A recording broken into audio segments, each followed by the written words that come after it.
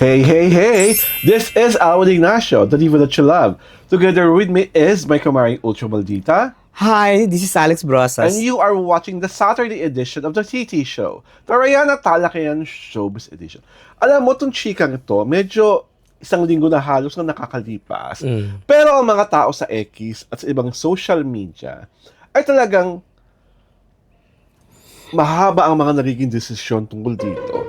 Dahil nga, hindi sila makapaniwala na may isang batang babae na nung pinakitaan ng larawan. Hindi naman batang babae. She's a teenager. Oh, teenager, pero batang hindi babae, naman. teenager.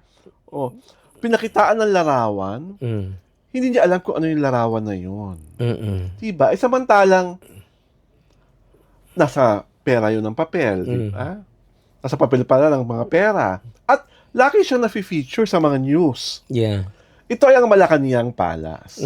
At nung kinatanong siya, pilit, ni Vice Ganda kung saan yon, kung ano-anong mga mama binibigyan na nga siya ng clue ni ni Jong, di ba? I actually watched the show. How did you find it? Ako, nauunawaan ko yung pagka-imbier na device kasi it's like basic information. Naalala ko na naman yung Comelec girl.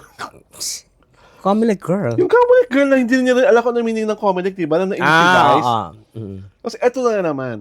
Ikwento mo, ano ba na nangyayari? Bakit hindi siya makasagot? Bakit hindi niya alam? Kasi dun sa sa segment na ano ba ito, Laro-Laro Pick. So, yung mga players, they were asked one question. They were shown pictures, tapos sasabihin nila kung ano yon. And there was this girl, parang teenager yata, parang 15, 17, ganon. O baka nga 18 na yun eh. She was presented a picture of Malacanang. Of the Malacanang Palace. So she was asked by Vice Ganda na, ano to, chuchu. So she was given clues kasi alam mong she was grasping for for the answer. So sabi niya, mal. Sabi niya, Malabon? Sabi nung girl. Tropang trumpo ba to? So, Battle of the Brainless? At saka, hindi, diyan nakatira yung yung presidente, tapos diyan yung mga presko ng presidente. Hindi pa rin niya makuha. So until it was revealed na it was Malacanang. Pero kitang-kita mo na upset si Vice, di ba? Oo, kasi who wouldn't be? Di ba parang basic, it's very basic. Hindi mo alam yung Malacanang, where have you been? Tapos sabi nga, diyan nagrally yung mga tao, lumuso, di ba? Parang hindi pa rin mahulaan. Parang, where have they, gone? More than where have they gone? Anong inuuna niya sa buhay niya? Sabi nga niya, Vice, wag lang puro kolorete at panay, panay blush on, chuchu. It only shows na parang the problem is literacy. Yes. Diba? The problem is education. Yes. I mean, for a very simple question like that, a very simple representation of some places, hindi mo maano. Hindi mo maano. Hindi mo ma-identify. And parang you are totally clueless kung ano yung pinisend sa'yo. Kulang na lang sabihin mo kusina, di ba? Parang, o kaya restaurant, di ba? Parang, oh my God. Well, parang basic. Di ba parang... Hindi ko kasi alam kung ano ginagawa ng mga bata ngayon as far as their pag-aaral is concerned. Bakit yung mga ganyang mga larawan, hindi nila mapangalanan? Samantalang I don't want to sound that there's a generational gap as far as education is concerned. But this is not an isolated case. Pangalawang pambeses ng pangyayari to sa It's Showtime. Yung una, di ba, si Comelec girl. Tapos ito. I'm sure darating may susunod pa. At tama lang, natutuwa ako na pinakita talaga ni Vice na hindi siya natutuwa sa nangyayari. Kasi hindi pwedeng, mga bata ngayon, hindi pwedeng giling lang kayo ng giling sa TikTok. Kaldag ng kaldag. Hindi pwedeng kaldag lang kayo ng kaldag sa TikTok. Hindi lang pwedeng alam niyo anong kulay ng lipstick, anong kulay ng blush on. Pero yung mga pinaka basic information, hindi nyo alam. Ano ginagawa nyo sa mga paaralan nyo? Hindi, ano ginagawa ng mga guru nyo? Baka kasi, di ba parang, how come you don't know that? Diba? Di ba parang, Were you not taught in school? Baka nga mamaya, yung batang yun, hindi alam kung anong national flower. Oo. Hindi alam kung anong national animal. Di ba? Hindi alam kung anong national dance, kung anong national bird. I was wondering if they were screened kung anong educational attainment nila.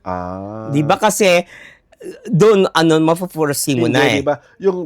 Yung game naman yun, parang random pick lang yun sa Oo nga. audience eh. Pero at least dapat may form pa rin. May mo Diba, naman, may form, may bio data, nakasagot. At mga yung basic nung wala pa sa camera, nakasagot sa mga basic information.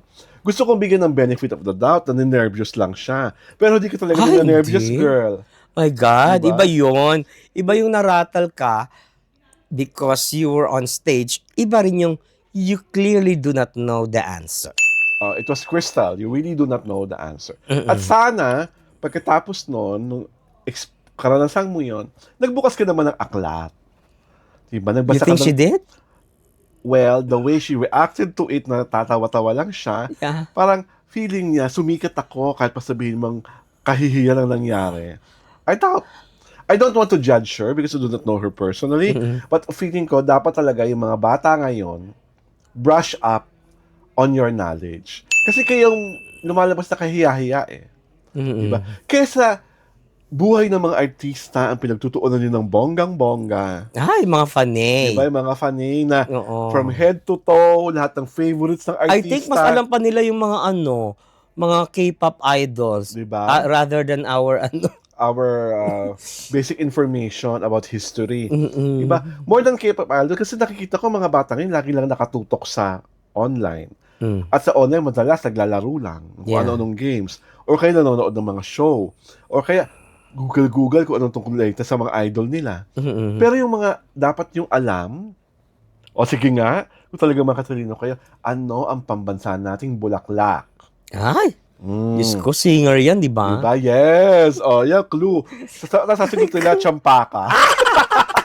Singer ba si Champaka? My God! Nasagot nila, Gumamela. Aray ko. Diba? Actually, kasi, ako am alarmed. Ako, dalawang problema dyan. Unang-una, yung mga magulang, hindi nila nag-guide or hindi nila nasusupervise yung mga anak nila. Pangalawa, yung teacher din, tawag dito, may actually, nagtuturo sila, that's given. Pero, ang second doon is na-absorb ba ng estudyante. Yes. Di ba yung ganon? Yung absorption is is the most important part of education. Kasi kaya turo ka ng turo, kung walang absorption, di ba? Kung wala naman nakikinig. Kasi di ba, halimbawa, the offense meant, halimbawa sa mababang paaralan ka nag-aaral sa kasalukuyan, mga 65 people kayo in one classroom, di ba? No, 40 lang naman. Hindi, yung iba, yung mga malalaki sa province siguro. Di ba kung gano'n kayo karami, anong makukuha absorption ng mga bata ay nagkakagulo? Di ba? Yung nagkakagulo ng gano'n. Tapos, I would like to give credit to the parents kasi ngayon, hindi na pwede talaga ang magulang, isa lang ang nagtatrabaho. Sa hirap ng buhay, Mars, alam mo na. So, most of the parents now, pareho nagtatrabaho. So, naiiwan lang talaga yung bata. Under the care of nana? The teacher or the tita na meron ng ibang pinagkakaabalahan. So, dapat talaga pag bata ka sa kasalukuyan, may kusang palo ka. Ikaw na mismo yung mag-aaral. Hindi na kailangan pang dapat i-guide. At saka hindi kasi yung mga children of today, parang they are lazy when it comes to education. Parang pasang awa lang okay na sa kanila. Ngayon, they don't have a conscious effort to be better or to be the best. Kasi nga ang gusto lang nila ngayon kumita agad ng mabilis na pera, which YouTube provides, TikTok provides. Kasi everything now is technical. Diba? Everything is cyber. So parang lang nila, pa ako mag-aaral, magigiling-giling lang ako lang, malandi lang si Gaga sa TikTok, kikita na siya. Tsaka maraming followers lang ako, milyones diba? Na. It translates to money. So nawawala na yung Nagbago yung tingin sa dapat education ng pinaka-importante yung papamana sa'yo ng magulang kasi mo. the landscape of education has also changed. Yes. Kasi there were times na all informations were encyclopedia based. Oo. Now, Google mo lang, nako, Ando na. huwag tayo mag-aaral, Google lang But I natin also yan, know na for a AI fact lang na- natin yan Na parang pinagbawalan na yata ang paggamit ng mga visual aids sa Talaga? paaralan ngayon. I may be wrong, but alam ko may balitang ganun dati na bawal na mag-visual aids. Diyos ko. Kaya, di ba kaya ang mga bata binibigyan na ng kanya-kanyang sariling tablet. So, dapat doon ka na lang tumitingin. So, ewan ko lang kung lahat naman ng school nabibigyan ng ganun. Oo, my God. Pangmayaman lang yon, di ba? At saka hindi Itong si girl, walang ganon. At saka hindi, you cannot compete with wealthy children. Kasi they have all the resources di ba? Tapos may mga tutors pa yung mga yan, 'di ba? Tapos advanced pa yung pagtuturo sa kanila because they were in private schools. Talagang laging behind ang mga public schools. They cannot compete. So, 'Di ba lagi ko sinasabi? So si girl public school. Of course, I mean, sa tingin ko no offense meant because I am a product also of public school. But ang doon kasi is you have to be very studious. You have to be resourceful at masikap at masipag. Kasi the absence of